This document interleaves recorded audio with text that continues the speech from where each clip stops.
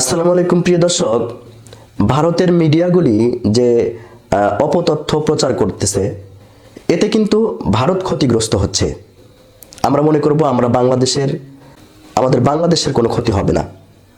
কেননা দেখেন, এই যে বাংলাদেশের মধ্যে একটা সম্পর্কর ফাটল হয়ে গেল চিন্ময় কৃষ্ণর ইস্যুতে এবং স্বৈরাচার শেখ হাসিনার পতনের পর থেকে, তো এখন যদি ভারত সরকার আমাদের সাথে বাণিজ্যিক কার্যক্রম যদি বন্ধ করে দেয়, ওদের তো অনেক আর্থিকভাবে ক্ষতি হয়ে যাবে। তার প্রমাণ আমি বলি যে গতকাল দেখলাম কলকাতার অনেক ব্যবসায়ীরা এবং হোটেল মালিকরা তারা আন্দোলন করছেন যে রাজ্য সরকার এবং কেন্দ্রীয় সরকার যাতে করে এই দ্বন্দ্ব মীমাংসা করে নেয়। কেননা কলকাতার অনেক ব্যবসায়ী এবং হোটেল মালিকরা শুধুমাত্র বাংলাদেশি পর্যটকদের থেকেই হিউজ পরিমাণ একটা ইনকাম করে এবং তারা বাংলাদেশি পর্যটকদের উপরেই নির্ভরশীল।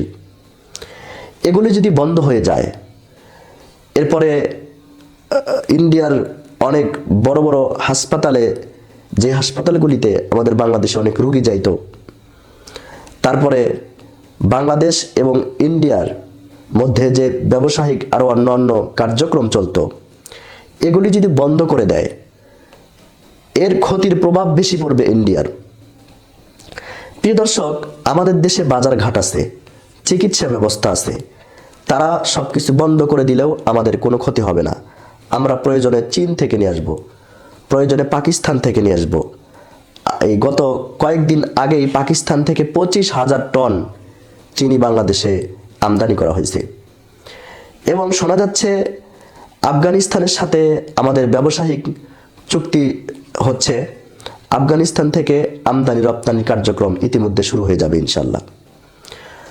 তো আমি মনে করি ইন্ডিয়াকে যেরকম শ্রীলঙ্কা, তারপরে মালদ্বীপ, ভুটান বয়কট করেছে, আমরা বাংলাদেশে যদি তাদেরকে বয়কট করি, তাহলে তারা যাবে কোথায়? চীনের কাছে তো যেতেই পারবে না।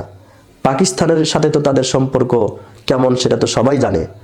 তাহলে ঘুরে ফিরে কিন্তু ভারতেরই ক্ষতি হবে।